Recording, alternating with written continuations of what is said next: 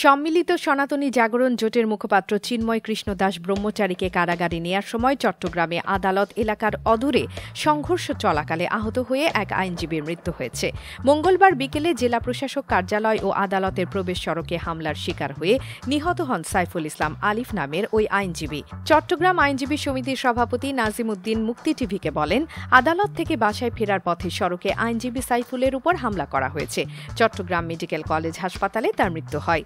তার দাবি, ধারালো অস্ত্রের আঘাতে ওই আইনজীবীকে হত্যা করা হয়েছে। সংঘর্ষের সময় আরও ২০ জন আইনজীবী আহত হয়েছেন। সাইফুল চট্টগ্রাম আইনজীবী সমিতির সদস্য ছিলেন বলে জানান তিনি। চট্টগ্রাম মেডিকেল কলেজ হাসপাতালের পরিচালক ব্রিগেডিয়ার জেনারেল তসলিম উদ্দিন বলেন, আদালত ভবন এলাকায় সংঘর্ষের সম্মিলিত সনাতনী জাগরণ জোটের মুখপাত্র চিন্ময় কৃষ্ণ দাস ব্রহ্মচারীকে কারাগারে নেয়ার সময় চট্টগ্রামে আদালত এলাকার অদূরে সংঘর্ষ চলাকালে আহত হয়ে এক আইনজীবীর মৃত্যু হয়েছে।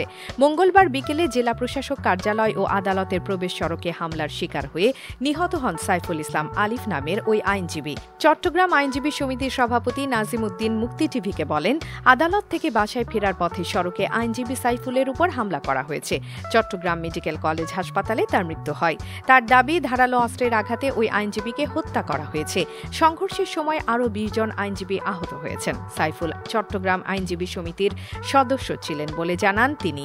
চট্টগ্রাম মেডিকেল কলেজ হাসপাতালের পরিচালক ব্রিগেডিয়ার জেনারেল তসলিম উদ্দিন বলেন, আদালত ভবন এলাকায় সংঘর্ষের সম্মিলিত সনাতনী জাগরণ জোটের মুখপাত্র চিন্ময় কৃষ্ণ দাস ব্রহ্মচারীকে কারাগারে নেয়ার সময় চট্টগ্রামে আদালত এলাকার অদূরে সংঘর্ষ চলাকালে আহত হয়ে এক আইনজীবীর মৃত্যু হয়েছে।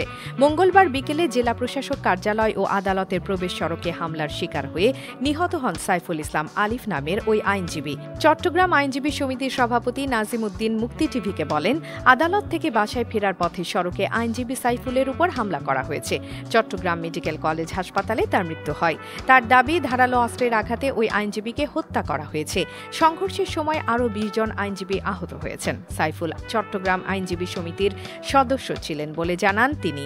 চট্টগ্রাম মেডিকেল কলেজ হাসপাতালের পরিচালক ব্রিগেডিয়ার জেনারেল তসলিম উদ্দিন বলেন, আদালত ভবন এলাকায় সংঘর্ষের সম্মিলিত সনাতনী জাগরণ জোটের মুখপাত্র চিন্ময় কৃষ্ণ দাস ব্রহ্মচারীকে কারাগারে নেয়ার সময় চট্টগ্রামে আদালত এলাকার অদূরে। আপনারা দেখছেন আমেরিকা থেকে সম্প্রচারিত মুক্তি টিভি।